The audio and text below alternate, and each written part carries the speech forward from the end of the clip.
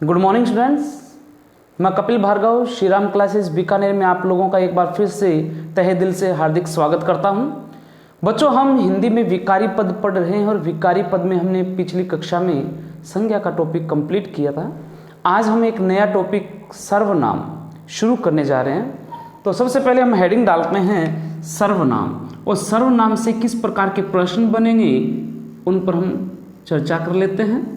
सर्वनाम जो है बच्चों, इसका अर्थ क्या है? सबसे पहले तो बात कर लें, ये दो शब्दों से मिलकर बना है। दो शब्द कौन कौन से? एक तो सर्व और दूसरा नाम। सर्व का मतलब क्या होता है? सबका, यानी सबका नाम, ये इसका अर्थ निकला। यानी जहां सबके नाम के रूप में जिसको व्यक्त किया जाए, अर्थात परिभाषा के रूप में व्यक्त करें तो क्या कहेंगे? वह शब्द जो संज्ञा के स्थान पर प्रयुक्त होता हो सर्वनाम कहलाता है। तो लिखें परिभाषा, वह शब्द जो संज्ञा के स्थान पर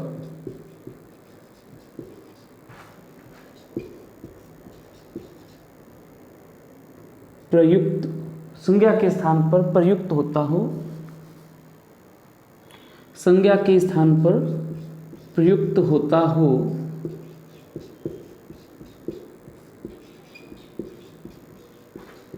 सर्वनाम कहलाता है।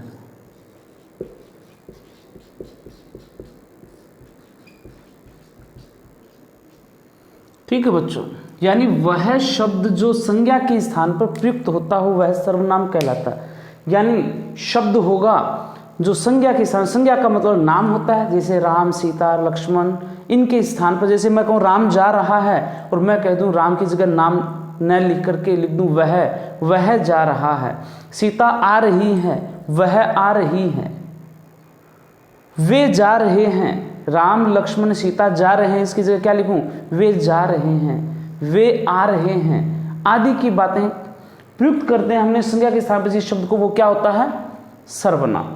अब देखें बच्चों, आगे संज्ञा की परिभाषा, सर्वनाम की परिभाषा के बाद में प्रश्न बनता है, इसके भेद कितने होते हैं? सर्वनाम के भेद कितने होते हैं? तो बच्चों बताएं, भेद कितने होते हैं? याद हो तो भेदों के नाम का उल्लेख भी करें। पहले भेदों के नाम का उल्लेख कर लेते हैं। पुरुषवाचक, निश्चयवाचक, अनिश्चयवाचक, निजवाचक, प्रश्नवाचक और संबंधवाचक, ये 6 भेद होते हैं। तो क्या लिखेंगे? 6। कौन सा 6 लिखेंगे? क्या हम ऐसे लिखेंगे, या फिर लिखेंगे ये, या फिर लिखेंगे ये, या ये? 4 तरह से लिख दिए बच्चों। कौन सा चुनोगे? पहला, दूसरा, तीसरा, चौथा? तीसरा ना, हाँ, तीसरा नहीं चुनना है, चौथा चुनना है। गुरुजी हमने तो ये लिखा है, ये आपने गलत लिखा। मैं इसको ये नहीं कह रहा पूरी तरीके से गलत है, लेकिन सही भी नहीं। अगर दोनों आ जाते हैं तो आपको 6 चुनना है। इसको विसर्ग के रूप में क्यों मान लेते हैं? क्योंकि विसर्ग जो होता है उसकी ध्वनि भी है के रूप में व्यक्त होती है।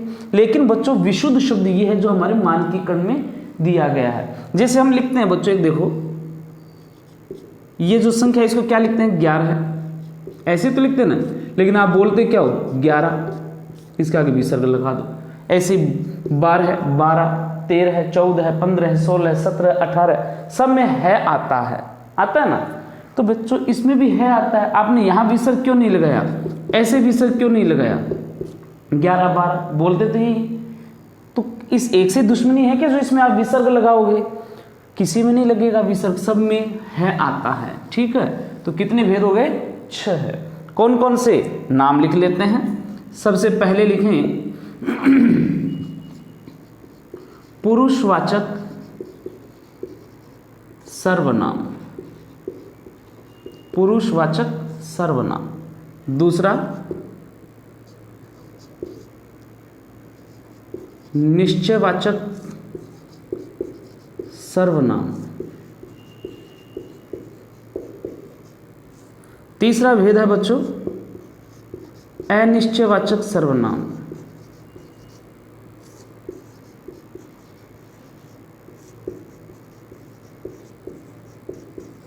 अनिश्चयवाचक सर्वनाम के बाद में चौथा लिखें निजवाचक सर्वनाम।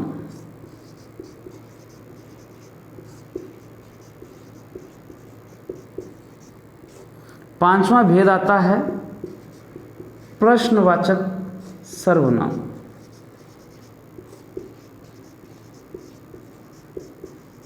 और छठा भेद है बच्चों संबंधवाचक सर्वनाम।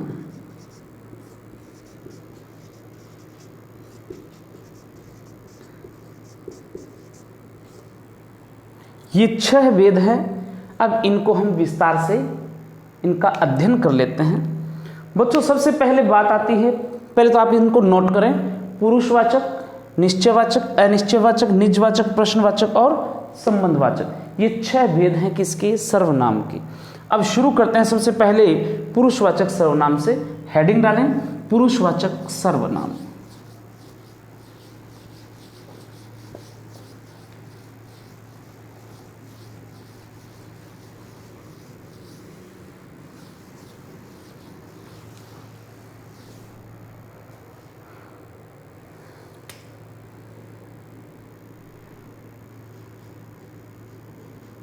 पुरुषवाचक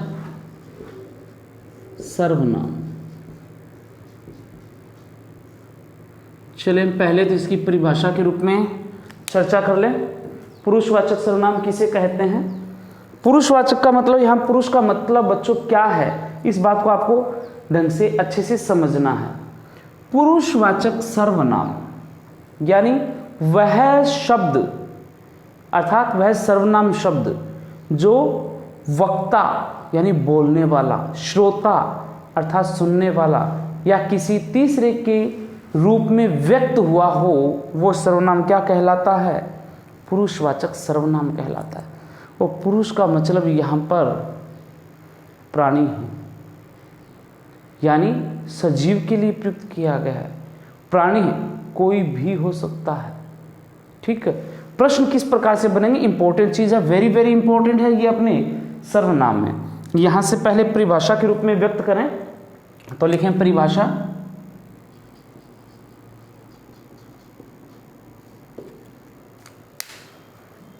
वह सर्वनाम या वह शब्द जो वक्ता, श्रोता आदि के स्थान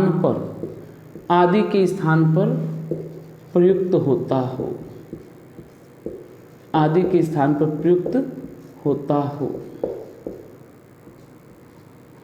ठीक है। अब देखो बच्चों, यहां पर पुरुषवाचक सर्वनाम जो होते हैं इसके भेद पूछे जाते हैं। पुरुषवाचक सर्वनाम के भेद कितने हैं या प्रकार कितने आते हैं? तो भेद या प्रकार की बात करें तो बच्चों ये होते हैं 3। कौन कौन से? लिखते हैं। सबसे पहले लिखें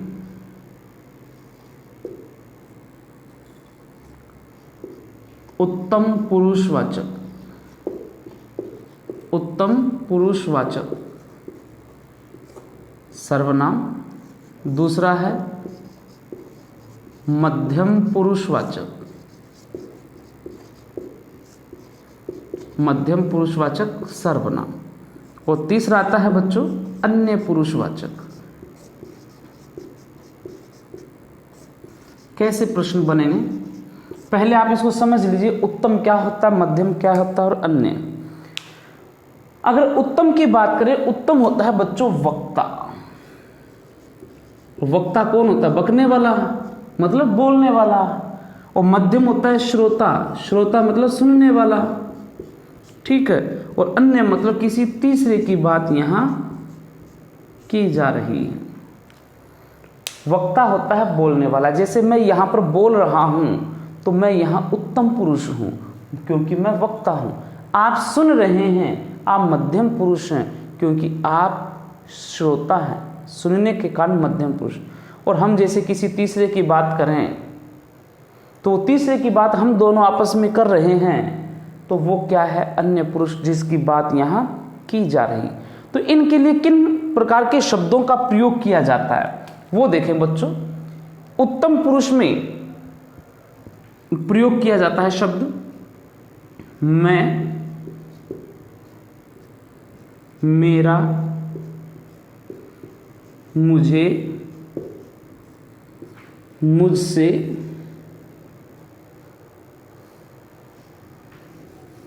मैं, मेरा, मुझे, मुझसे और मुझको जैसे शब्दों का प्रयोग भी किया जाता है। लेकिन मुझसे, मुझको शब्द जो है ये विशुद्ध नहीं है, फिर भी हम इनका प्रयोग करते हैं।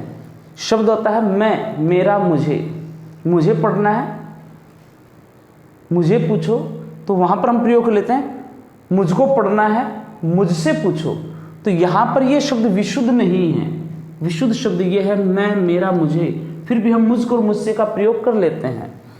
ये तो है बच्चों एक वचन शब्द। कौन से हैं? एक वचन। और यदि वक्ता में बहुवचन भी तो हो सकता है। बहुवचन कैसे? जैसे मैं अकेला आपको ये कहूं मैं आपका चयन करवा दूंगा, आप तो बस मेहनत करते जाओ, तो मैं अकेला बोल रहा हूं ना, और अपने अकेले के लिए मैं शब्द का ही प्रयोग करूंगा। अब अपनी कोचिंग की पूरी टीम खड़ी है यहाँ और पूरी टीम ये कहे हम आपका चयन करवा देंगे, आप मेहनत करते जाओ, तो बोली पूरी टीम ने एक साथ ही बोला। वो क्या है? वक्ता है, उत्तम पुरुष है, वक्ता है, लेकिन किस रूप में है? बहुवचन में। तो उन्होंने मैं किस जगह? हम। मैं की जगह किसका प्रयोग किया? हम,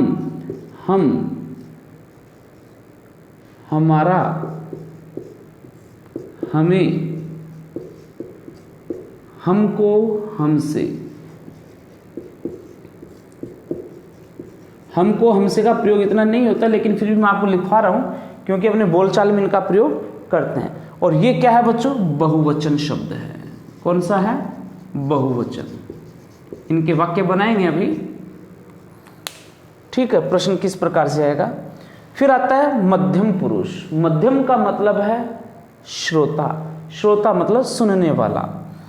तो ये किस प्रकार के शब्दों का प्रयोग करेंगे? जैसे मैं कहूं तू एक काम कर, तू सामने किसी एक के लिए प्रयोग है। और ये तू के अलावा बच्चों जो शब्द आता है तुम, तुम्हारा, ये सब बहुवचन के रूप में प्रयुक्त होता है। जैसे तू, तुम, तुम्हारा, तुम्हें, तुमको, तुमसे, तुझे, तुझको। हम इस तरह के शब्दों का प्रयोग करते हैं, लेकिन ये विशुद्ध शब्द नहीं है। विशुद्ध शब्द यही है जो मैंने आपको शुरू में लिखवाए हैं, इन्हीं का ही प्रयोग होता है, ठीक है ना। तुमसे शब्द का प्रयोग भी आ जाएगा। ये तो है बच्चों एक सामान्य शब्द जो हम सामने वाले के लिए प्रयुक्त करते हैं।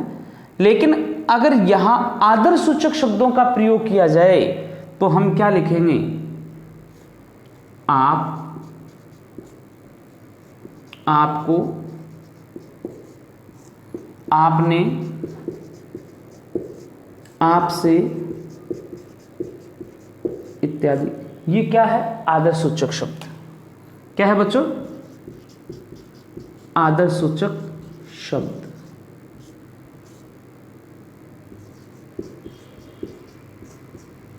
कैसे? फॉर एग्जाम्पल, पापा ने आपसे कहा बेटा तू खाना खा ले। पापा ने कहा बेटा तू खाना खा ले, तो उन्होंने आपके लिए किन शब्द का प्रयोग किया? तू। और आप खाना खा के थोड़ी देर में पापा के पास आते और क्या कहोगे? पापा तू खाना खा ले। क्या ऐसा बोलोगे? नहीं ना। हमारी संस्कृति ऐसे कहती है, अपने से जो बड़े हैं उनके लिए हम आप जैसे शब्दों का प्रयोग करें तो हम क्या कहेंगे? पापा आप खाना खा लो। तो आदर सूचक शब्दों का, जिसमें गुरुजी पढ़ाते पढ़ाते कोई बात करने लग जाए तो क्या तुम ये कहोगे गुरुजी तू पढ़ा, गुरु तू पढ़ा? नहीं ना, गुरुजी आप पढ़ाओ, ये आदर्शसूचक शब्द है बच्चों जिनका प्रयोग हम करते हैं। तो ये भी किस में आते हैं? मध्यम पुरुषवाचक। यहां तक बात समझ में आ गई? इनके वाक्य बना के देखेंगे अभी। उत्तम पुरुषवाचक मतलब वक्ता जो बोल रहा है। इस समय मैं बोल रहा हूं ना, तो मैं अपने लिए किन प्रकार के शब्दों का प्रयोग करूंगा? मैं, मेरा, मुझे, मुझको, मुझसे, या बहुवचन की बात करें तो हम, हमारा, हमें, हमको, हमसे। मध्यम पुरुषवाचक कौन होता है? श्रोता, सुनने वाला। जैसे तुम अब सुन रहे हो तो तुम श्रोता हो, तो मैं तुम लोगों के लिए क्या प्रयोग करूंगा? तू खड़ा हो, तुम पढ़ो, तुम्हारा काम हो गया क्या? तुम्हें यहां से जाना नहीं है, तुमको यहीं आना था, आदि इन शब्दों का प्रयोग करें। लेकिन मध्यम पुरुषवाचक में अपने से जो बड़े हैं उनसे भी बात करेंगे, बड़ों से बात करते हैं तो आदर्शसूचक शब्दों का प्रयोग करते हैं। आप, आपको, आपने, आपसे इत्यादि। ठीक, क्या यहां तक बात क्लियर है? समझ में आ गई? चलें आगे। अन्य पुरुषवाचक सर्वनाम, ये तीसरा सर्वनाम है बच्चों। और अन्य पुरुषवाचक का मतलब क्या है? किसी तीसरे के संदर्भ में बात यहां की गई हो। किसके संदर्भ में? तीसरे के संदर्भ में। तो यहां पर तो आपको इतना ही लिखना है, उत्तम पुरुषवाचक मतलब वक्ता। इसमें लिखने की आवश्यकता नहीं। वक्ता का मतलब ये जहां पर बोलने वाले के संदर्भ में कहा जाए, जहां सुनने वाले के संदर्भ में कहा जाए, जहां किसी अन्य के बारे में कहा जाए। बस इतना ही लिखना था जो मैंने संक्षिप्त में यहां लिख दिया, इतना ही याद रखना है। ठीक है। अन्य के अंदर किस प्रकार के शब्दों का प्रयोग करेंगे? जैसे उसका, उसकी, उसके, उनका, उनकी, उनके, उनसे, उन्होंने, उन्होंने आदि। ठीक है। ये बात सीधी सी बात, उसका घर बहुत सुंदर है। हम आपस में बात कर रहे हैं कि उसका घर बहुत सुंदर है। उसका कौन? कोई तीसरा। जैसे हम कहें राजीव का घर बहुत सुंदर है, तो उसके बारे में कहें, बात चल रही थी हम राजीव का घर देखने गए, तो हम बाद में क्या कहें? उसका घर बहुत सुंदर है। तो उसका किसके लिए कहा गया? राजीव के लिए। वो तीसरा हो गया ना, हमारे लिए, हमारे सामने नहीं, लेकिन फिर हम उसके बारे में बात करें। उसकी घड़ी बहुत सुंदर है, उसके घर हमें जाना है, उनका बुलावा आया हुआ है, उनकी पुस्तक उन तक पहुंचा दो, उनके घर हम जा चुके, उनसे कह देना उन्होंने हमें बुलाया है। तो उन्होंने किसी तीसरे के संदर्भ में ही बातें की जा रही है। तो बच्चों अन्य पुरुषवाचक, ध्यान से सुनिएगा, यहां प्रश्न और भी बनेगा। यहां जो इंपॉर्टेंट बात आती है वो ये है बच्चों कि यहां जो शब्द आता है परीक्षा में, वो यहां ये पूछा जाता है, यह, वह, ये, वे, यह, वह, ये, वे, इस, उस इत्यादि। ये ऐसे शब्द हैं बच्चों, इनका प्रयोग हम एक जगह नहीं 3 जगह करते हैं। इसलिए ये वेरी वेरी इंपॉर्टेंट है। ये वो शब्द हैं जिनका प्रयोग एक जगह नहीं 3 जगह किया जाता है। कहाँ किया जाता है? 3 जगह किया जाता है। ठीक है। कैसे? यह वह जो है, एक तो आएगा आपके अन्य पुरुषवाचक सर्वनाम है। ठीक है। इसके बाद में पढ़ेंगे हम निश्चयवाचक सर्वनाम, वहां भी ये आएंगे निश्चयवाचक सर्वनाम।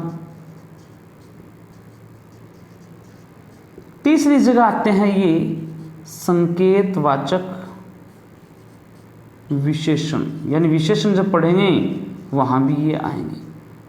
लेकिन ये किस प्रकार से प्रयुक्त हुए वाक्य में उस पर निर्भर करेगा। क्या ये सर्वनाम के रूप में आए हैं तो कौन सा सर्वनाम है, क्या ये विशेषण के रूप में, इनकी पहचान एक अलग तरीके से होती है, वो मैं आपको समझाऊंगा। अभी थोड़ी देर में ही इसको आगे पढ़ेंगे कि इनका प्रयोग किस प्रकार से किया जाए। यह, वह, ये, वे, इस, उस। ठीक है। तो इसके आगे आप नोट डाल के लिख लेना क्या ये किसी प्राणी के लिए प्रयुक्त हुए हों, प्राणी के लिए प्रयुक्त हुए हों तभी अन्य पुरुषवाचक सर्वनाम होगा। समझ गए? मैंने बताया था ना, हम पुरुषवाचक पढ़ रहे हैं तो पुरुष का मतलब प्राणी के लिए है, सजीव के लिए है, निर्जीव के लिए नहीं। तो ये जब वाक्य में प्रयुक्त होते हैं तो किसी प्राणी के लिए प्रयुक्त किए हो तभी ये अन्य पुरुषवाचक होगा, अन्यथा नहीं। कैसे? उदाहरण के द्वारा मैं समझाता हूं। पहले आपको यही समझाता हूं, फिर अपने पूरे पढ़ेंगे इसी ग्रुप में।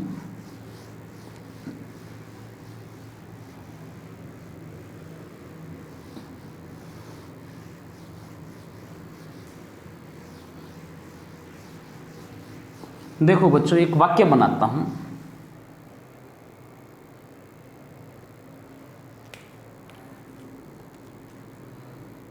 पहले तो ये बताएं, मैं आपके घर गया था।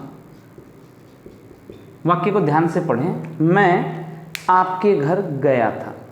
परीक्षा में प्रश्न आएगा, रेखांकित शब्द में कौन सा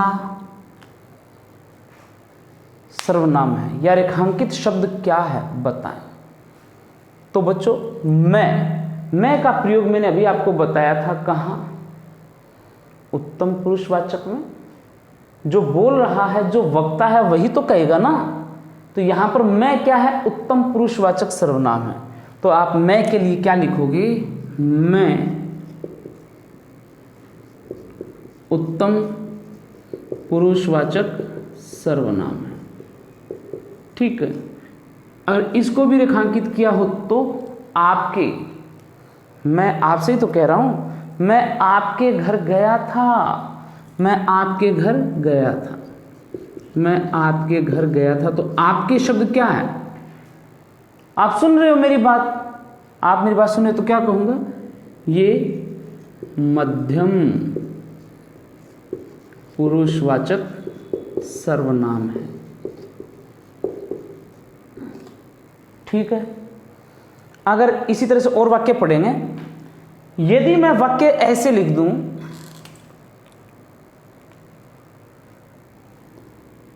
यह घर मेरा है। ठीक है। या ऐसे लिख दूं, यह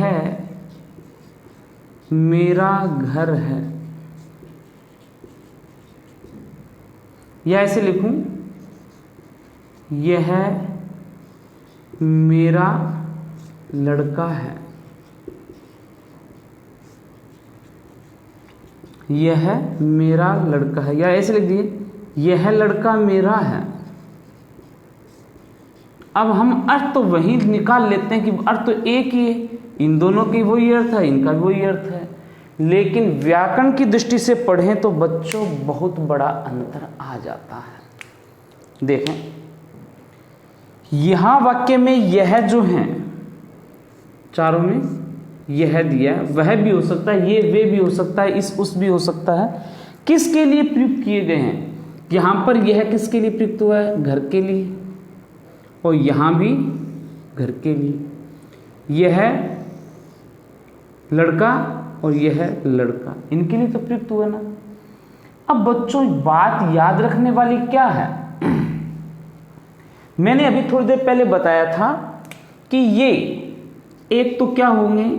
अन्य पुरुषवाचक सर्वनाम। ध्यान से समझ लीजिएगा इसको। दूसरा बताया था निश्चयवाचक सर्वनाम। और तीसरा बताया था संकेतवाचक। संकेतवाचक जो है उसका दूसरा नाम आता है सार्वनामिक विशेषण। ठीक है। ये तीन जगह प्रयुक्त होते हैं बच्चों। क्या? ये शब्द जिनकी बात की जो मैंने यहाँ लिख रखे, आपको पहली बात तो मैंने आपको ये नोट लिखवाया है कि जब वाक्य में ये किसी प्राणी के लिए प्रयुक्त हुए हैं तभी अन्य पुरुषवाचक, प्राणी के लिए नहीं हुए तो ये अन्य पुरुषवाचक नहीं है। कैसे?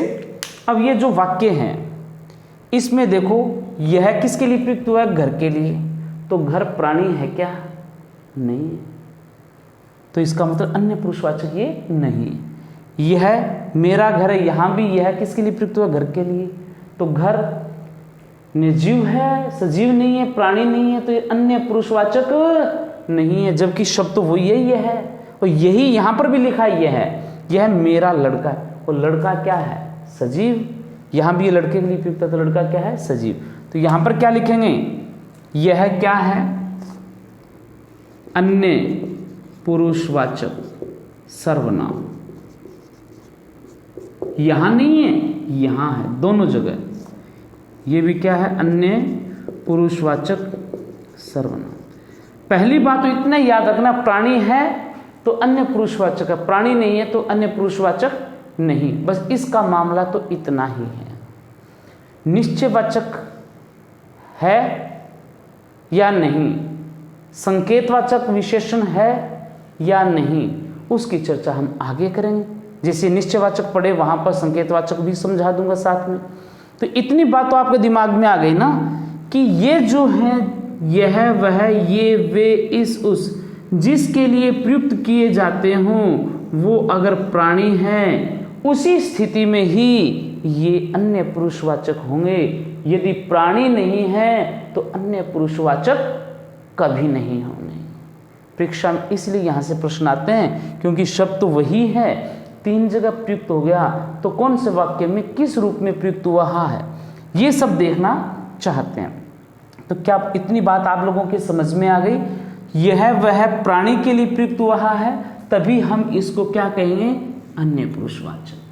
प्राणी नहीं है तो अन्य पुरुषवाचक भी नहीं है। ठीक है? और ये प्राणी के लिए हुआ है या नहीं हुआ वो हम वाक्य में देखेंगे। दूसरा शब्द क्या है जिसके लिए ये वाक्य में प्रयुक्त हुआ है? क्या यहां तक बात अच्छे से समझ में आ गई? चलें आगे, थोड़ा सा दोहरा दूं, ध्यान से सुने। पुरुषवाचक सर्वनाम किसे कहते हैं? वह शब्द जो वाक्य में वक्ता, श्रोता या किसी तीसरे के लिए प्रयुक्त हुआ हो वो पुरुषवाचक सर्वनाम कहलाता है। पुरुषवाचक सर्वनाम के 3 भेद बताएं बच्चों। पहला, उत्तम पुरुषवाचक। उत्तम का मतलब क्या आता है? जो बोल रहा है, वक्ता है। दूसरा, मध्यम पुरुषवाचक, वो कौन? जो सुन रहा है, श्रोता है। अन्य पुरुषवाचक, जिसमें हम किसी तीसरे के बारे में बात कर रहे हो, वो क्या होता है? अन्य पुरुषवाचक। तो इनके लिए मैंने शब्दों का प्रयोग किया। मैं वक्ता हूं, मैं बोल रहा हूं, मैं उत्तम पुरुष हूं, मैं मेरे लिए किस प्रकार के शब्दों का प्रयोग करूंगा? मैं, मेरा, मुझे, मुझको, मुझसे। और हम बहुवचन में बात करें कि हम मिलकर तैयारी करेंगे और चयन करवा लेंगे, हम सब मेहनत करेंगे तो सफलता हमें अवश्य मिलेगी। तो यहाँ पर बहुवचन में बात करें तो हम, हमारा, हमें, हमको, हमसे। आप सुन रहे हैं, सुनने वाले के लिए तू शब्द का प्रयोग किया जाता है। जो श्रोता होता है उसके लिए बोलते हैं तू एक काम कर, तू खड़ा हो जा, तू बैठ जा, इत्यादि। या फिर एक से अधिक बहुवचन के रूप में प्रयुक्त करें तो क्या? तुम्हारा, तुम्हें, तुमको, तुमसे, तुझे, तुझसे, इत्यादि। और यहां पर आदर्शसूचक शब्द की अगर बात करते हैं बच्चों, आदर्शसूचक शब्द की बात करते हैं तो अपने से बड़ों के लिए हम आप, आपको, आपने, आपसे जैसे शब्दों का प्रयोग किया जाता है। आप शब्द का प्रयोग भी बच्चों 3 जगह होता है, वो भी हम चर्चा करेंगे। फिर आता है अन्य पुरुषवाचक। वहां पर भी मैंने आपको ये बताया, उसका, उसकी, उनका, उनकी, उन्हें, ये सब प्राणी हैं, प्राणी के लिए ही प्रयुक्त। जैसे मैं, मेरा बोला, हम, हमारा बोला, ये भी प्राणी है। तू, तुम, आप, आपसे, ये भी प्राणी है। उसी प्रकार से अन्य पुरुषवाचक भी प्राणी में ही होता है प्रयुक्त। उसका, उसकी, उनका, उनकी, उन्हें, उनसे, उन्होंने, इत्यादि, ये क्या है? अन्य पुरुषवाचक। लेकिन बच्चों इनमें कुछ शब्द ऐसे आते हैं, यह वह, ये वे, इस उस, जो हमें कहाँ प्रयुक्त करने होते हैं, प्राणी के लिए भी प्रयुक्त कर लेते हैं और निर्जीव के लिए भी प्रयुक्त कर लेते हैं, सजीव निर्जीव दोनों के लिए। जैसे मैंने ये लिखा ना, यह लड़का, तो ये तो प्राणी के लिए है, यह घर ये निर्जीव के लिए हो गया। तो इसलिए सजीव और निर्जीव दोनों के लिए प्रयुक्त होता है। यह वह, ये वे इस उस, यह लड़का यह घर, तो दोनों के लिए प्रयुक्त हुआ। तो अन्य पुरुषवाचक कौन है? तो याद रखने वाली बात, महत्वपूर्ण बात यही है कि जहां इसका प्रयोग किसी प्राणी के लिए किया गया हो, उसी स्थिति में ही ये अन्य पुरुषवाचक सर्वनाम होगा। यदि वहां पर प्राणी नहीं है तो अन्य पुरुषवाचक सर्वनाम के लिए वो प्रयुक्त कदापि नहीं होगा। क्या इतनी बात अच्छे से समझ में आ गई? नोट मैंने लिखवा दिया था, और नहीं लिखा तो आप लिख सकते हैं, यह वह, ये वे इस उस। तो इनके लिए लिखें, ये किसी प्राणी के लिए ही प्रयुक्त हुए हों तभी अन्य पुरुषवाचक सर्वनाम होगा। ये किसी प्राणी के लिए ही प्रयुक्त हुए हों तभी अन्य पुरुषवाचक सर्वनाम होगा, अन्यथा नहीं। तो जिस प्रकार से मैंने आपको कहा बच्चों, यह वह, ये वे 3 जगह प्रयुक्त होते हैं, वैसे ही आप जैसे शब्द हैं इनका प्रयोग भी 3 जगह होता है। इसका उल्लेख भी हम आगे करेंगे। तो बच्चों यहां इतना कर लिया। अब मैं थोड़ा सा इसको और समझाता हूं, 3 जगह किस जगह से प्रयोग करें वो भी चर्चा कर लेते हैं।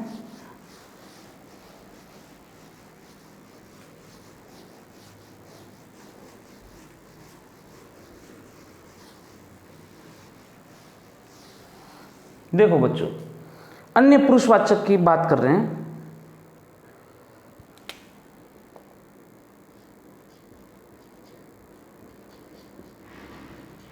अन्य पुरुषवाचक सर्वनाम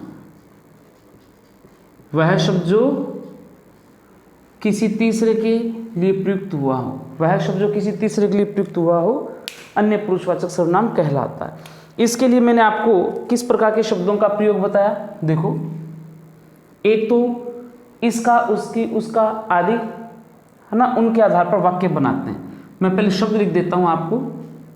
3 तरह के शब्द आते हैं, उसका, उसकी, उसके, उनका, उनकी, उनके, उनसे, उन्होंने इत्यादि। एक तो इस प्रकार के शब्द होते हैं जो सदैव प्राणी के लिए ही प्रयुक्त होते हैं। दूसरे, यह, वह, ये,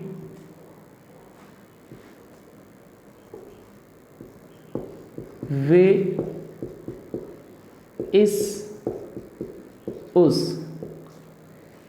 ये 3 तरह प्रयुक्त किए जाते हैं। इनका प्रयोग हम करेंगे, अभी किया भी था। और तीसरा शब्द जो है आप, आपका, आपने, इन शब्दों का प्रयोग भी अन्य पुरुषवाचक में होता है। तो ये पहले वाला तो सबको ही ज्ञात है, इसलिए यहां से प्रश्न न के बराबर आता है। प्रश्न आता है इन 2 में से। इनके वाक्य बनाकर आपको समझाता हूं, ध्यान से सुनिएगा। जैसे वाक्य 1 मैंने लिखा, यह उसका भाई है, यह उसका भाई है, ठीक है। यह गेंद मेरी है, वह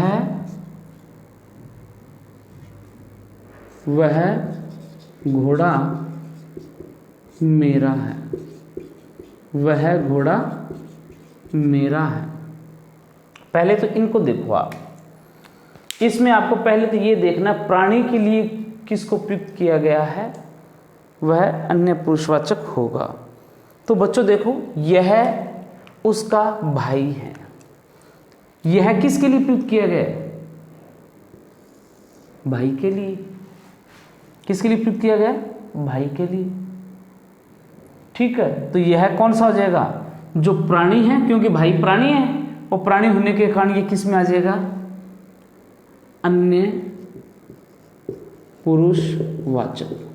कौन से शब्द की बात कर रहे हैं? यह है। कौन से शब्द की बात कर रहे हैं? यह है। ठीक, उसका भाई है, उसका, तो ये देखो, ये उसका, उसके, उसके यहां लिखा है, तो हम लिखेंगे उसका। ये भी क्या है? अन्य पुरुषवाचक। अब आप सोच रहे हैं एक वाक्य में एक से अधिक आ सकते हैं क्या? क्यों नहीं आ सकते? एक से अधिक बार इनका प्रयोग किया जा सकता है। यह गेंद मेरी, यहां पर गेंद के लिए यह प्रयुक्त हुआ है ना? तो देखो यह शब्द यहां क्या है? तो बताओ, गेंद प्राणी है या नहीं?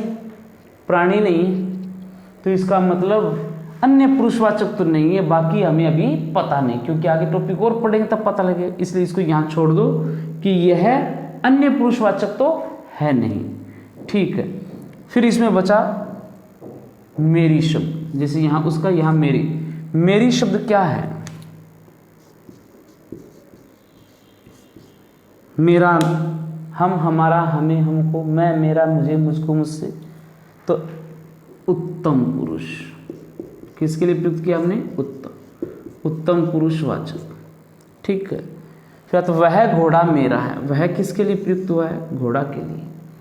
तो देखो, घोड़ा सजीव है या निर्जीव है? सजीव है, तो क्या हो जाएगा? ये अन्य पुरुषवाचक सर्वनाम। अन्य पुरुषवाचक सर्वनाम। ठीक है, अरे यहाँ तक समझ में आ गया क्या? हाँ, समझ में आ गया तो बहुत अच्छी बात है। फिर बात आता है, इसके अलावा 3 जगह के प्रयुक्त होते हैं ना, वो और क्या होते हैं वो बाद में देखेंगे। मेरा क्या है? मेरा, बोलने वाला कह रहे हैं ना, तो क्या हो जाएगा? उत्तम पुरुषवाचक सर्वनाम। ठीक है, यहां तक बात क्लियर? कोई समस्या नहीं है? चलें आगे। ठीक है, आगे देखो बच्चों, आप जैसे शब्दों का प्रयोग करते हुए भी अन्य पुरुष में प्रयोग किया जाता है। कैसे? देखो, वाक्य बनाते हैं।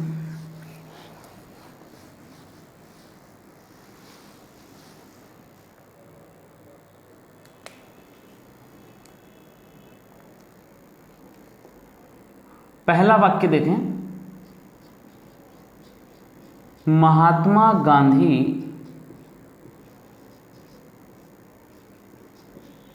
सज्जन थे। आपने सत्याग्रह चलाया। महात्मा गांधी सज्जन थे, आपने सत्याग्रह चलाया। दूसरा वाक्य देखें,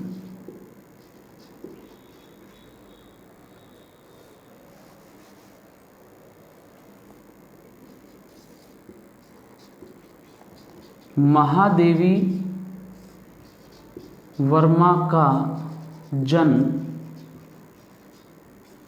फर्रुखाबाद में सन 1907 ईस्वी में हुआ।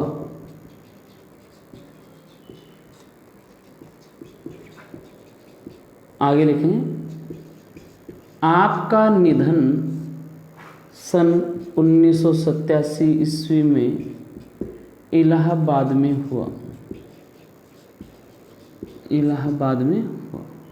ठीक है, एक तीसरा वाक्य देखें, पंडित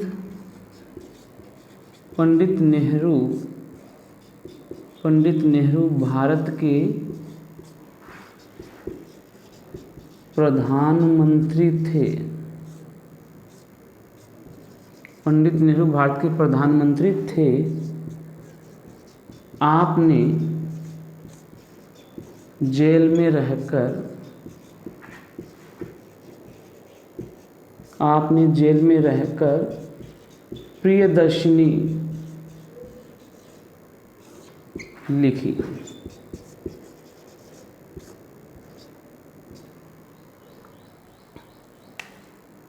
आपने जेल में रहकर प्रियदर्शिनी लिखी।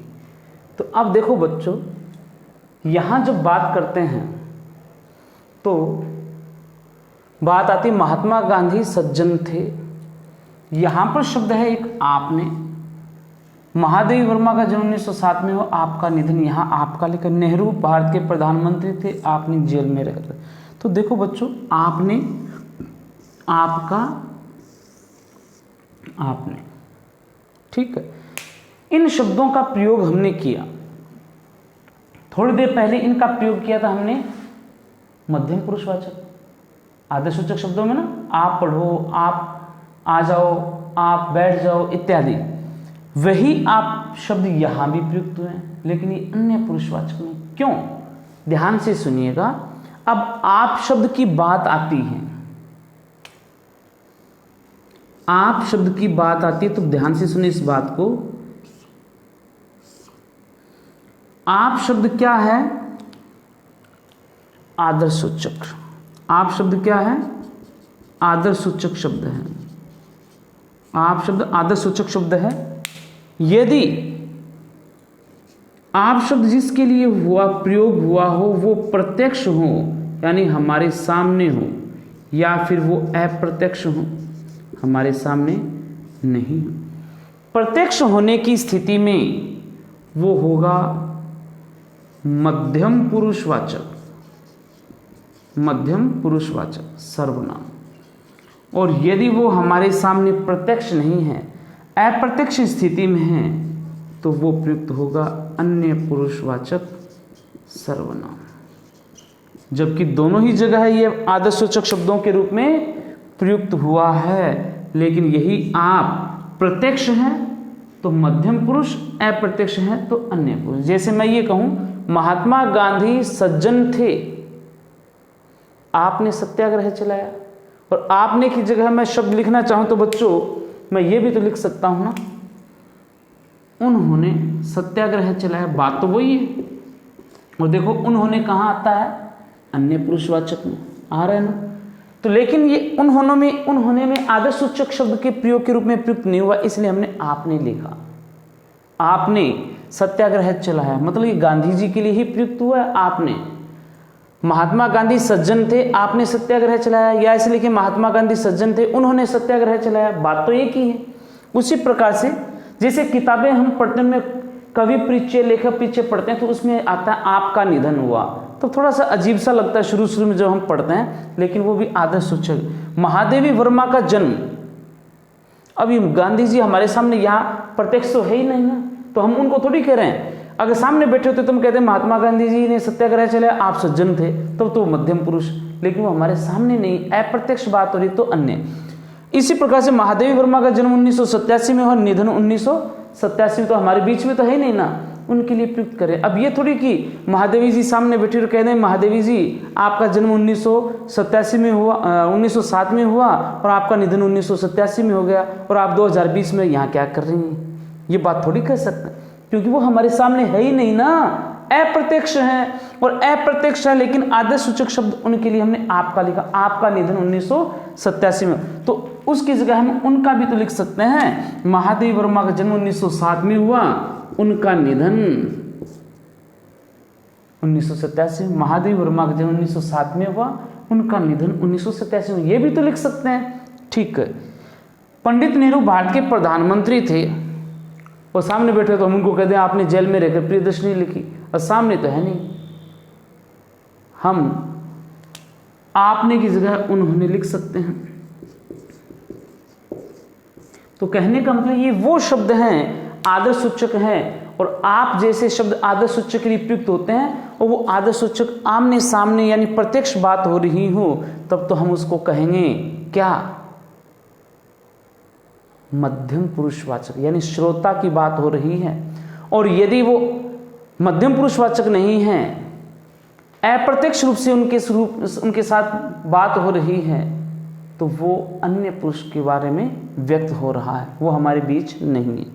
तो ये सर्वनाम था हमारा पुरुषवाचक सर्वनाम, और वाक्य के माध्यम से धीरे धीरे हम और पढ़ते रहेंगे।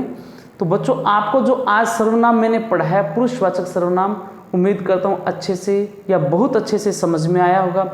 इसी प्रकार से सरल विधि से हम और आगे पढ़ेंगे अपने सर्वनाम के अन्य भेद। मिलते हैं अगली कक्षा में, तब तक के लिए धन्यवाद।